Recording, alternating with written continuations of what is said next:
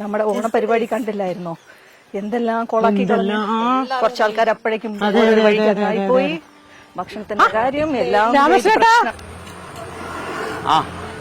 ഇത്തവണത്തെ റെസിഡൻഷ്യൽ ടൂറിന് വരുന്നില്ലേ? നിങ്ങൾ വരുന്നില്ലേ? വരണമെന്നുണ്ട്, നോക്കട്ടെ. നിങ്ങൾ ഇതെന്തറിഞ്ഞിട്ടാ മൂപ്പരോട് ഇതെല്ലാം ചോദിക്കുന്നത്? ഇവിടുത്തെ കാര്യമെല്ലാം തീരുമാനിക്കുന്നത് ഞാനല്ലേ. മൂപ്പർക്ക് ഇപ്പം ജോലിയും കൂലിയൊന്നും ഇല്ലാത്ത കാര്യം നിങ്ങൾക്ക് അറിയുന്നതല്ലേ. ഞങ്ങൾ അങ്ങനെയൊന്നും ഉദ്ദേശിച്ച് പറഞ്ഞതല്ല ഭാർഗവി. ഇയാൾക്കിപ്പൊ ഇയാളെ ചെലവിന്റെ പൈസ കൊടുക്കുന്നത് പോലും ഞാനാ. എന്നാ പിന്നെ നിങ്ങൾ പോയിക്കോ. ട്രിപ്പിന്റെ കാര്യം ഞങ്ങൾ നോക്കിയിട്ട് പറയാട്ടോ. എന്നാ പിന്നെ ഞങ്ങൾ അങ്ങ് പോട്ടെ ഭാർഗവി. രാമകൃഷ്ണേട്ടാ, നീ എന്താ ഇതൊക്കെ ഇവരോടൊക്കെ സംസാരിച്ചത്? എല്ലാരും അറിയട്ടെ കാര്യങ്ങള്. ഞാൻ മാത്രം അനുഭവിച്ച പോരല്ലോ. എടോ, 10-25 വർഷം ഞാൻ ഗൾഫിൽ പോയി പണിയെടുത്തവനല്ലേ. അതിനുശേഷം 2 പ്രാവശ്യം ഞാൻ വിസിറ്റിങ്ങിന് പോവുകയും ചെയ്ത്. ഇനി ഇപ്രായത്തിൽ എനിക്ക് ആര് ജോലി തരാനാ? ഓ, നല്ല പ്രായത്തിൽ ഗൾഫിൽ പോയിട്ട് എന്തുണ്ടാക്കിയെന്ന് നിങ്ങൾ ഈ പറയുന്നത്? ഞാൻ ഗൾഫിൽ ഉണ്ടായിരുന്ന സമയത്ത് ഇന്ത്യൻ കുടുംബത്തിന്റെ എല്ലാ കാര്യങ്ങളിലും ഞാനല്ലേ നോക്കിയിട്ടുണ്ടായിരുന്നേ. മാത്രമല്ല ഈ വീടും പറമ്പെല്ലാം ഞാനും കൂടെ അധ്വാനിച്ചുണ്ടാക്കിയതല്ലേ. അപ്പൊ എന്റെ സ്വർണ്ണം എവിടെ പോയി നിങ്ങൾ പറയുന്നത്? അതൊക്കെ എനിക്ക് ഞാൻ തിരിച്ചെടുത്തതല്ലേ. അതിന് ഈ വീടും പറമ്പൊക്കെ നിന്റെ പേരിലല്ലേ മേടിച്ചത്. ഓ, അപ്പൊ നിങ്ങൾ കണക്കും പറഞ്ഞു തുടങ്ങിയല്ലേ? ഭാർഗവി ഇങ്ങനെ കൊണ്ട് പറയിപ്പിച്ചതാ. നിങ്ങൾക്ക് ഞാൻ കാണിച്ചു തരാം. ഭാർഗവി,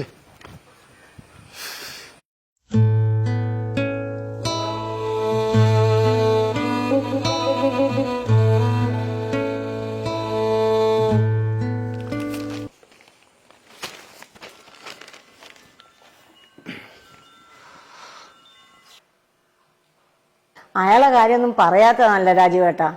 അയാൾ ഉള്ളതും കണക്കാ, ഇല്ലാത്തതും കണക്കാ. പിന്നെ എനിക്കൊരു വരുമാനം ഉള്ളതുകൊണ്ട് കാര്യങ്ങളെല്ലാം അങ്ങനെ നടന്നു പോകുന്നു, അത്ര തന്നെ.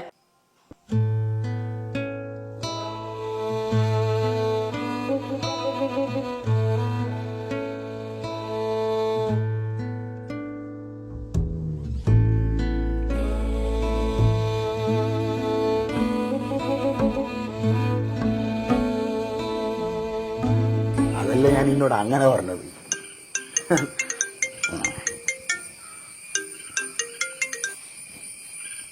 ഹലോ. എടോ, ഞാൻ പറഞ്ഞ കാര്യം എന്തായി? എടോ, നിന്റെ കാര്യം ഞാൻ എന്റെ മോനോട് പറഞ്ഞതാ. അപ്പൊ എന്റെ മോൻ പറയുന്നത് എനിക്ക് വിസവാസാവാൻ വളരെ ബുദ്ധിമുട്ടെന്നാ.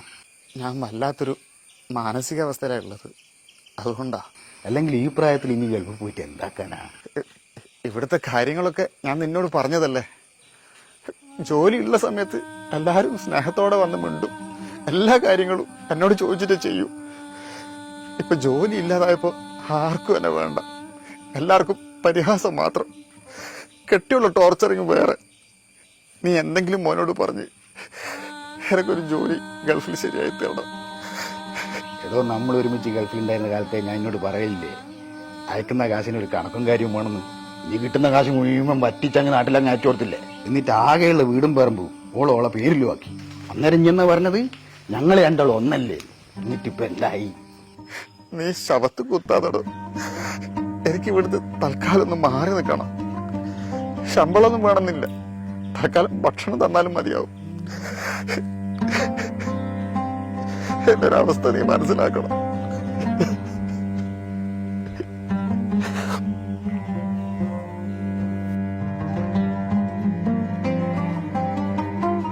രാമകൃഷ്ണനായിരിക്കും അല്ലേ? അവന്റെ കാര്യം കുറച്ച് കഷ്ടത്തിലാണ്. അവന്റെ ഭാര്യയുടെ പീഡനം അവന് സഹിക്കാൻ പറ്റുന്നില്ല. അവനും എനിക്കും ഗൾഫിൽ ഒരേ ശമ്പളം തന്നെയായിരുന്നു. കിട്ടുന്ന ശമ്പളം മുഴുവൻ ഞങ്ങൾ കുടുംബത്തിന് വേണ്ടി തന്നെ ചെലവഴിച്ചത്. അവൻ കിട്ടിയ പൈസ മുഴുവൻ കുടുംബത്തിന് അയച്ചു കൊടുത്തപ്പോ ഞാൻ നിനക്ക് അത്യാവശ്യത്തിനുള്ളത് മാത്രം അയച്ചു തന്നു. ബാക്കി ഞാൻ നമ്മുടെ ഭാവി ജീവിതത്തിന് വേണ്ടി മാറ്റിവെച്ച്. അതുകൊണ്ട് ഞാനിപ്പം കുഴപ്പമില്ലാണ്ട് ഇങ്ങനെ ജീവിച്ചു പോന്നു. അല്ലെങ്കിൽ ഇങ്ങല്ലോ എന്റെ തലേക്കേരി നിരങ്ങുന്നുണ്ടാവൂലേ.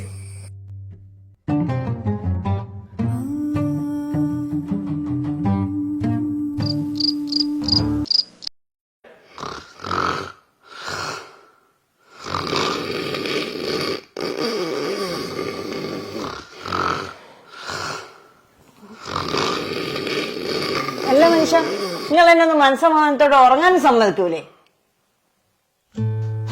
ഒരു ഗുണമില്ലാത്ത മനുഷ്യൻ, ഇങ്ങനെ കൊണ്ട് ഞാൻ തോറ്റ്.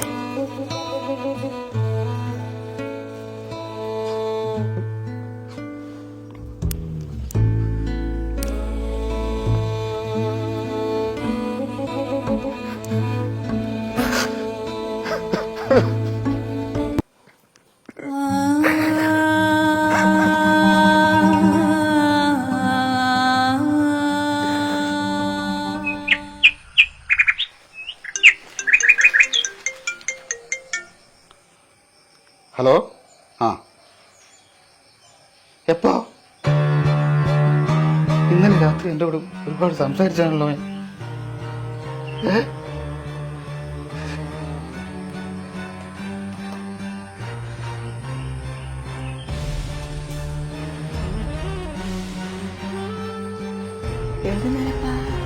നമ്മളെ രാമേഷ്ണല്ലേ, രാമേഷ്ണൻ ഇന്ന് കുറച്ചൊക്കെ തൂങ്ങി മരിച്ചു.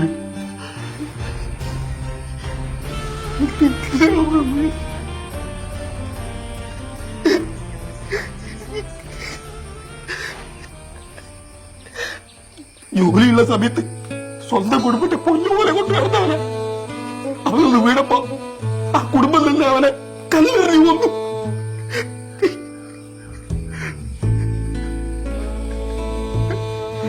പല പ്രവാസികളും അനുഭവിക്കുന്ന പ്രശ്നമാണിത്. പണ്ട് നല്ല ജോലിയും ശമ്പളവും ഉള്ള സമയത്ത് എല്ലാവരിൽ നിന്നും പരിഗണനയും സ്നേഹവും എല്ലാം ഉണ്ടായിരുന്നു.